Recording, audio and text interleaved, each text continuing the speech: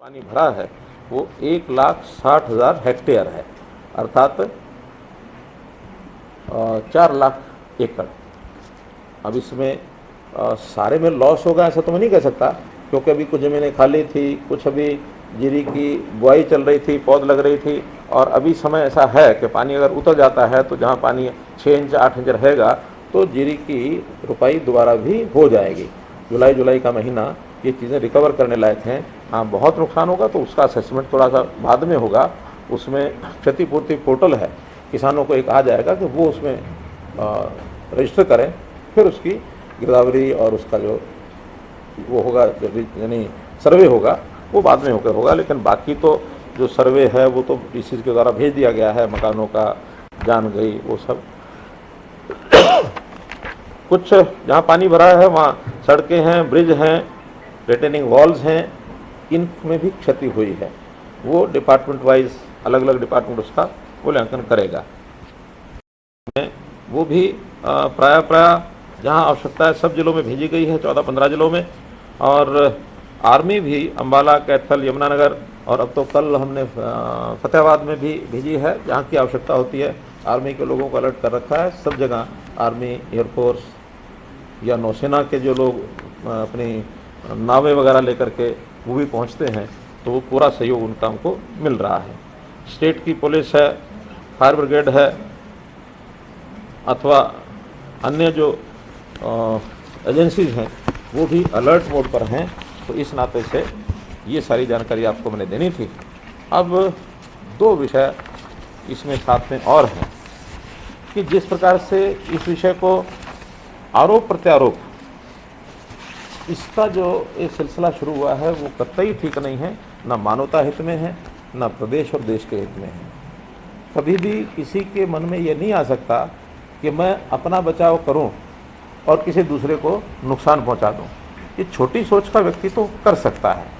हम तो उस सोच के व्यक्ति हैं, अयम निजा प्रोवेति गणना लघु चेतसा, अर्थात ये मेरा है, ये तेरा है। ये बहुत छोटी सोच के लोग ही ऐसे मौके विचार करते हैं। उदार चरिता नाम तो वसुधैव कुटुंबकम। जो उदार चरित्र के लोग होते हैं वो हमेशा विचार करते हैं कि सारा मेरा परिवार है, सारा संसार मेरा परिवार है, देश प्रदेश सब हमारे अपने हैं, लोग हमारे अपने हैं। और ये जो कहा जा रहा है कि हरियाणा ने हथनी कुंड से पानी छोड़ दिया और उसमें जो फोटो दिखाए जा रहे हैं, मुझे लगता है कि एक अनपढ़ और गंवार व्यक्ति का जो ज्ञान होता है, अगर उसमें कोई पीएचडी चालू कर दी जाए ना तो इनको जरूर पीएचडी मिल जाए। नियम है, और ये आज से नहीं है, जब से ये पानी की प्रवाह बने हैं, खास करके नहरों का जाल और ये डैम और बैराज बने हैं, तब से ये नियम है कि हर एक बैराज की एक कैपेसिटी होती है कि उस कैपेसिटी से नीचे पानी डाइवर्ट किया जाता है। आवश्यकता भी होती है, डाइवर्ट करते भी हैं, डिमांड भी होती है। लेकिन जब पानी बहुत ज़्यादा आ जाता है तो एक तो डाइवर्शन जो है नहरों का ये रोक दिया जाता है, क्योंकि उस ज़्यादा फ्लो के कारण से, उस प्रेशर के कारण से अगर पानी का रास्ता उसको मिलेगा तो उस सिस्टम को तोड़ देगा, और इसको बंद रखा जाएगा तो वो सिस्टम सुरक्षित रहेगा और फिर पानी का जो नेचुरल फ्लो है उधर पानी जाएगा। नदियाँ जो हैं वो नेचुरल फ्लो की चीज़ हैं, नहरें नेचुरल फ्लो की चीज़ नहीं है। नहरें मैनमेड हैं, नहरें आवश्यकता के लिए हैं, और अगर एक बार नहर टूट गई तो फिर कितना बड़ा नुकसान हो जाएगा किसी इलाके का, ये शायद ही किसी को पता है। यानी भाखड़ा में भी अगर ओवरफ्लो होता है तो नदियों में जाता है, सतलुज में जाएगा, वो भाखड़ा मेन कनाल में नहीं जाएगा। हमारे पास एक समाचार आया कि अब भाखड़ा का जो है लेवल बढ़ रहा है, और भाखड़ा का लेवल बढ़ गया और उन्होंने छोड़ दिया तो पानी हरियाणा में भी आएगा। तो हमने उसी समय कहा कि भाखड़ा का लेवल बढ़ेगा तो पानी छोड़ा जाएगा, तो वो छोड़ा जाएगा सतलुज में। भाखड़ा का पानी नहर में नहीं छोड़ा जाएगा। और जो ये मजाक किया है कि वैसे तो कहते हैं पानी नहीं है, पानी दे दो, पानी दे दो, डूबने के हम अब पानी क्यों नहीं लेते? अब उनके बस का ना तो पानी देना है ना पानी भेजना है। पानी नेचुरल फ्लो से आता है। क्या जो बनी हुई अधूरी एसवाइल है इसमें पानी नहीं आया था? बहुत पानी आया। इस अधूरी बनी हुई एसवाइल में हमारी ऋतु बन गई है, तो पंजाब का जो पानी उस इलाके का, वर्षा का, या वहाँ जो नाले थे वो बह करके एसवाइल में आया, एसवाइल ने ओवरफ्लो किया तो हमारा अम्बाला जिला डूबा, कुरुक्षेत्र जिला डूबा। ये 2 जिले केवल उस जो अधूरी एसवाइल है उसके कारण से डूबे। लेकिन हमने उनको ब्लेम नहीं दिया, क्योंकि तो एक नेचुरल फ्लो पानी का होता है। अब नेचुरल फ्लो अगर मान लो ये नुकसान करने की बात आती, तो ये कौन सा सिद्धांत है कि हम अपने जिले डुबोएंगे और फिर उनको दिल्ली को डुबोएंगे? अब ऐसा तो नहीं हो सकता हम कहें कि हम तो मरे सनम, तुम्हें भी लेके डूबेंगे। भाई हम मरने के लिए अपने आप को क्यों मारेंगे? अगर पानी का नुकसान हुआ है यमुना नदी का, तो पहले तो यमुना जिला ही डूबा। यमुना जिले के 2 गांव उनको खाली कराने पड़े। फिर इसके बाद 20-22 जिले करनाल में इंद्री इलाके के डूबे। मेरा स्वयं हवाई सर्वे में करके आया हूँ। इसके बाद वही पानी करनाल के बाद पानीपत जिले में उसने असर किया। नवादा आर, नवादा पार, ये 2 गांव तो मुझे पता है कि जो मैं इसके ऊपर से घूम के आया हूँ। बिल्कुल घरों तक पानी घुसा। इसके बाद यही पानी इसने मार किया सोनीपत में, जो नौर के एरिया में, दिल्ली में घुसा। उसके बाद वो जा करके फरीदाबाद में भी नुकसान किया उसने, पलवल में भी नुकसान किया। हमारा एरिया दिल्ली से ज़्यादा लगता है जमुना पर। तो ये इतनी समझ उनको होनी चाहिए कम से कम इस प्रकार का बयान देने से पहले। मुझे नहीं पता कि उन लोगों की टीम ने ये बयान तैयार किया हो। कोई भी एक मंत्री आया कि हरियाणा को बदनाम करना है, हरियाणा ऐसे बदनाम नहीं होगा। हरियाणा की हमारी अपनी एक पहचान भी है, हरियाणा का स्वभाव भी है, हरियाणा किसी को नुकसान नहीं पहुंचाता है। हरियाणा सेवा तो कर सकता है किसी की। दिल्ली में भी जब पानी की आवश्यकता होती है तो पूर्ति हम ही करते हैं, वरना जो इनका शेयर है दिल्ली का 750 क्यूसेक है, और आज भी हम 1070 क्यूसेक पानी देते हैं इनको। 320 क्यूसेक पानी उसके से ज़्यादा देते हैं, क्योंकि उसमें भी सुप्रीम कोर्ट ने यही कहा कि पहला अधिकार पानी पर पीने वाले लोगों का होता है। तो दिल्ली की पीने की पानी की आवश्यकता पूरी करनी चाहिए। 2 बैराज हमेशा भर के रखते हैं, वो हिस्से का नहीं है, फिर भी हम देते हैं। हाँ, सुप्रीम कोर्ट ने यह भी कहा कि जितना पानी एक्स्ट्रा दोगे उसका दिल्ली सरकार पेमेंट करेगी। और दिल्ली सरकार की बेशर्मी देखिए, क्योंकि सुप्रीम कोर्ट ने ऑर्डर किया हुआ, पानी रोक नहीं सकते, लेकिन उस 320 क्यूसेक का पैसा नहीं देते हैं। जितने जिसको ढीठ करना चाहिए ढीठ, वरना कुछ चीज़ एक पैसे से दी जा रही तो उसका पैसा तो लौटाना ही चाहिए उनको। और अगला विषय मैं बताता हूँ, ये जो ITO का विषय आया। अब ITO के विषय में हमने अपने सारे हिसाब किताब खंगाल लिए हैं। उसकी मेंटेनेंस पर पैसा कभी भी हरियाणा से नहीं गया। वो पैसा या तो देती थी इंद्रप्रस्थ, जो प्लांट था, कौन सा प्लांट था? इंद्रप्रस्थ पावर प्लांट था, ठीक है, जो बंद हुआ 2018 तक। उन्होंने पैसा दिया, क्योंकि बहुत पहले से वो हरियाणा और पंजाब के कंट्रोल में होता था। जब हरियाणा बना तो हरियाणा कंट्रोल में आ गया। दिल्ली का तो कोई यमुना नदी पर कोई सिस्टम भी नहीं था। सारे या तो यूपी कंट्रोल करती थी या हरियाणा पंजाब का जो ज्वाइंट था वो कंट्रोल करते थे। सारा सारा दिल्ली ने कभी उसको ऑन नहीं किया। फिर जब वो बंद हो गया पावर प्लांट, तो उसके बाद पैसा आना बंद हुआ। इन्होंने कभी भी 2018 के बाद ये नहीं कहा कि भाई यहाँ कोई समस्या आ सकती है। हमारे यहाँ फ्लड कंट्रोल की साल में 1 बार मीटिंग होती थी। मैंने आने के बाद 2 बार मीटिंग करनी शुरू की, 1 बार यानी जनवरी में और 1 बार मई में। क्योंकि अगर पहले मई में करते थे, मई में आप फ्लड कंट्रोल के लिए योजनाएं बनाएंगे भी सही, फ्लड तो सिर पर आ जाएगा। जून में जुलाई में कभी भी 2 महीने काम नहीं होंगे। हमने फिर इसको जनवरी में करना शुरू किया। जनवरी में करते हैं, मई में उसका रिव्यू करते हैं कि जो काम करने थे कितने हो गए। शॉर्ट टर्म काम तो उसी 6 महीने में होते हैं, लॉन्ग टर्म लंबा समय लेते हैं। तो इन्होंने कभी भी अपने या तो फ्लड कंट्रोल की मीटिंग करते नहीं है की हो। इन्होंने कभी नहीं कहा कि हाँ ये भी एक विषय है जिसकी मेंटेनेंस अब होनी बंद हो गई है, तो हमको बताओ।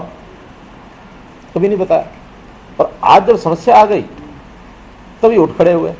और समस्या का भी इनका भयंकर रूप केवल उस ITO के कारण से आया होगा ऐसा नहीं है। मैं और एक एग्जांपल देता हूँ। यमुना से यानी इस बैराज से, हथनीकुंड बैराज से 2 साल पहले 6.5 लाख 7 लाख क्यूसेक पानी छोड़ा गया था। वो भी रेगुलेट हुआ था। अभी मैक्सिमम 11 तारीख को 3,69,000 गया। 3,69,000 सडनली आया, लेकिन इनके आने से पहले तो 6 जिलों में फैल चुका हो। हमारे यहाँ फैला, यूपी में फैला ही होगा। तो इतने जिलों में फैलने के बाद केवल 3 लाख क्यूसेक पानी दिल्ली की उस एरिया में से बाहर नहीं निकलवा सके। इसका मतलब है कि यमुना को मेंटेन नहीं किया इन्होंने। यमुना के अंदर जितनी अनऑथराइज कंस्ट्रक्शन हुई है, आखिर तो उसका एक एरिया है, उस एरिया के नीचे अगर कंस्ट्रक्शन होगी तो पानी का अवरोध करेगी। हमने तो जांच बैठाई है कि इनके सारे सिस्टम को चेक करो, इनके ओखला ब्रिज को भी चेक करो, ITO भी करो। ITO से पहले भी एक और बैराज है, कौन सा है, उसका भी पता लगाओ। और जो यमुना नदी के अंदर जितने भी अनक्रोचमेंट्स हैं उनका भी पता लगाओ। पता लगाने के बाद पता लगेगा, क्योंकि वो प्रभाव केवल दिल्ली पर नहीं पड़ेगा, उसका प्रभाव फरीदाबाद और पलवल पर भी पड़ेगा। हम तो इन्हीं के बारे में 2 जिले और हमारे भुगतभोगी हैं। और ये जो जोकर बन करके, ठीक है, संवैधानिक पद पर जब तक नहीं होते तब तक मजीद हंसी मजाक में कुछ भी करें, कुछ भी बोलें, उनका अधिकार भी है, उनका काम भी है, व्यवसाय भी है, लोगों को मनोरंजन करना। लेकिन ये मनोरंजन की बात कि साढ़े को पानी मंगते हैं, हुण पानी क्यों नहीं लेंगे? अरे तुम्हारे हाथ में थोड़ी है ये। और ये 3 महीने तो पानी का ना कभी किसी ने डिमांड की है, और पानी अपना अपना सब संभाल ले, वही बहुत बड़ी बात है। ये पानी तो बाकी 9 महीने के लिए होता है कि जब आवश्यकता होती है तब सबको अपना शेयर चाहिए। इस पानी को तो हम भी कहते हैं इस समय राजस्थान लेना चाहे ले जाए, लेकिन चैनल होंगे तो भी ले जाएंगे ना। और अगर ये एसवाइल बना देते तो शायद पंजाब थोड़ा सा, हम तो पानी को कैसे निकाल लेते, लेकिन पंजाब और थोड़ा बच जाता। तो एसवाइल के रास्ते से नहरों में जो पानी नेचुरल फ्लो बढ़ता है, जिस एरिया में नहीं बनी हुई वहाँ का पानी तो फिर इन्हीं के पास रह गया। जहाँ बन गई वहाँ तो पानी एसवाइल में आ गया फ्लो से।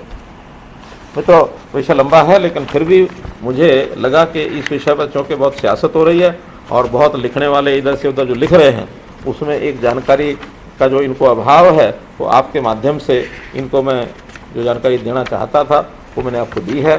फिर भी हम सबके साथ मानवतावादी होने के नाते, चाहे वो हिमाचल प्रदेश है, चाहे वो पंजाब है, उत्तर प्रदेश है, उत्तराखंड है, दिल्ली है, आसपास के जितने प्रदेश हैं, हम पड़ोसी होने के नाते हमारा दायित्व बनता है। हमारी किसी को चिंता हो ना हो हमें नहीं पता, लेकिन हम सबकी चिंता करेंगे। और कहीं भी मानवता के नाते हमारा कोई ध्यान में आएगा, कोई विषय सौंपा जाएगा, हम ज़रूर उनकी मदद करेंगे।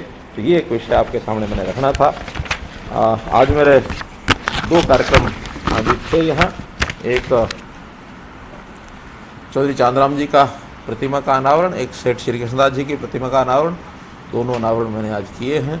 और उन दोनों का अपना एक रोहतक की राजनीति कहें, हरियाणा की राजनीति कहें, तो उस लेवल तक वर्षों योगदान उनका रहा है। दोनों ही हमारे बड़े नेता थे और संयोग से दोनों का संबंध आज भारतीय जनता पार्टी से है। इनके सुपुत्र सेठ श्री कृष्णदास जी के सुपुत्र तो आज मेयर हैं हमारे, मनमोहन गोयल। और चांदराम जी कब आए थे? नहीं, बीजेपी में, बीजेपी 96 में, 2000 में चुनाव लड़े। हाँ। अच्छा, मुख्यमंत्री तो नुकसान हुआ, इसका मुआवजे के लिए क्या कुछ क्या तय किए गए? मैंने बताया कि अभी उसका सर्वे करके मूल्यांकन सारा कर रहे हैं, असेसमेंट हो रही है। और संभवतः 19 तारीख को मैं इसकी सारी जानकारी ले करके, क्योंकि 18 तक तो मैं बाहर ही हूँ, और मैंने कह दिया है हर एक ज़िले से पूरी जानकारी लें। क्योंकि अभी तक, आज तक ये कहना चाहिए कि दोनों ज़िले हमारे सिरसा बल के 3, फतेहाबाद सिरसा और इधर पलवल, तो ये तो आज भी कहीं ना कहीं उस बचाव कार्य में लगे हुए हैं। तो एडमिनिस्ट्रेशन का काम, पहला कार्य होता है बचाव कार्य। बचाव कार्य के बाद फिर जो लोग डिस्प्लेस्ड होते हैं उनकी सहायता, उसके बाद जो नुकसान हो गए हैं उसका मुआवजा। अच्छा मुख्यमंत्री जी, जैसा आपने कहा कि ये पानी जो है 3 महीने नहीं संभलता है, तो रोहतक से सीधा प्रसारण आप देख रहे थे। एसवाइल पूरी नहीं होने से पंजाब में बाढ़ आई, अगर वो बन जाती तो शायद इतनी बाढ़ की स्थिति ना होती। और तमाम मुद्दों को लेकर मुख्यमंत्री मनोहर लाल का इस जो प्रेस कॉन्फ्रेंस है वो आप यहां पर सुन रहे थे। रोहतक में आज उनका कार्यक्रम और उसकी पूरी ब्रीफिंग जो है मुख्यमंत्री द्वारा यहां पर दी जा रही है, वो सीधा प्रसारण हम आपको दिखा रहे हैं। साथ ही दिल्ली अरविंद केजरीवाल जो है सरकार पर भी उन्होंने निशाना साधा। उन्होंने कहा कि जिस तरीके की उटपटांग बयान जो है वो दिल्ली सरकार दे रही है वो गलत है।